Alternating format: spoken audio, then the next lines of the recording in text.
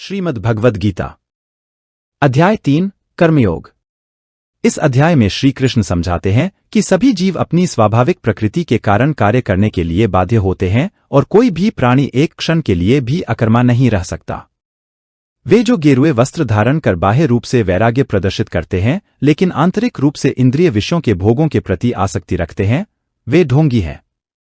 जो कर्मयोग का अनुपालन करते हुए बाह्य रूप से निरंतर कर्म करते रहते हैं लेकिन उनमें आसक्त नहीं होते, वे उनसे श्रेष्ठ हैं। इसके बाद श्री कृष्ण इस पर बल देते हैं कि सभी जीवित प्राणियों को भगवान की सृष्टि की व्यवस्था के अभिन्न अंग के रूप में अपने दायित्वों का निर्वहन करना पड़ता है। जब हम भगवान के प्रति आभार व्यक्त करते हुए अपने कर्तव्यों का पालन करते हैं तब ऐसे कर्म यज्ञ बन जाते हैं। यज्ञों का अनुष्ठान वास्तव में स्वर्ग के देवताओं को प्रसन्न करने के लिए किया जाता है और वे हमें सांसारिक सुख और समृद्धि प्रदान करते हैं। ऐसे यज्ञों के कारण वर्षा होती है और वर्षा से अन्न उत्पन्न होता है जो जीवन निर्वाह के लिए आवश्यक है। वे जो इस सृष्टि चक्र में अपने उत्तरदायित्व को स्वीकार नहीं करते, वे पापी हैं। वे केवल इंद्रिय सुख प्राप्त करने के लिए जीवित रहते हैं और उनका जीवन व्यर्थ हो जाता है। फिर आगे श्री कृष्ण कहते हैं कि शेष मानवजाति से भिन्न ऐसी प्रबुद्ध आत्माएं जो आत्मज्ञान में स्थित रहती हैं, वे शारीरिक उत्तरदायित्वों का पालन करने के लिए बाध्य नहीं होती क्योंकि वे आत्मा के स्तर पर अपने उच्च दायित्वों का निर्वहन कर रही होती हैं।